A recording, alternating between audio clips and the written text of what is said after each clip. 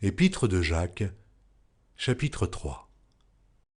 Mes frères, qu'il n'y ait pas parmi vous un grand nombre de personnes qui se mettent à enseigner, car vous savez que nous serons jugés plus sévèrement. Nous bronchons tous de plusieurs manières. Si quelqu'un ne bronche point en parole, c'est un homme parfait, capable de tenir tout son corps en bride. Si nous mettons le mors dans la bouche des chevaux pour qu'ils nous obéissent, nous dirigeons aussi leur corps tout entier. Voici, même les navires, qui sont si grands et que poussent des vents impétueux, sont dirigés par un très petit gouvernail au gré du pilote. De même la langue est un petit membre, et elle se vante de grandes choses. Voici comme un petit feu peut embraser une grande forêt. La langue aussi est un feu, c'est le monde de l'iniquité.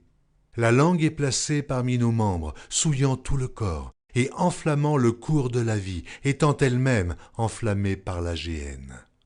Toutes les espèces de bêtes et d'oiseaux, de reptiles et d'animaux marins sont domptées, et ont été domptées par la nature humaine. Mais la langue, aucun homme ne peut la dompter. C'est un mal qu'on ne peut réprimer. Elle est pleine d'un venin mortel. Par elle nous bénissons le Seigneur notre Père, et par elle nous maudissons les hommes faits à l'image de Dieu. De la même bouche sortent la bénédiction et la malédiction. Il ne faut pas, mes frères, qu'il en soit ainsi. La source fait-elle jaillir par la même ouverture l'eau douce et l'eau amère? Un figuier, mes frères, peut-il produire des olives? Ou une vigne des figues? De l'eau salée ne peut pas non plus produire de l'eau douce. Lequel d'entre vous est sage et intelligent? Qu'il montre ses œuvres par une bonne conduite, avec la douceur de la sagesse. Mais si vous avez dans votre cœur un zèle amer et un esprit de dispute, ne vous glorifiez pas et ne mentez pas contre la vérité.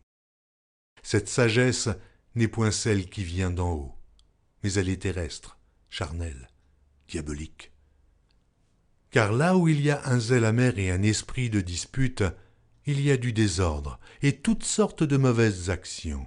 La sagesse d'en haut est premièrement pure, ensuite pacifique, modérée, conciliante, pleine de miséricorde et de bons fruits, exempte de duplicité, d'hypocrisie.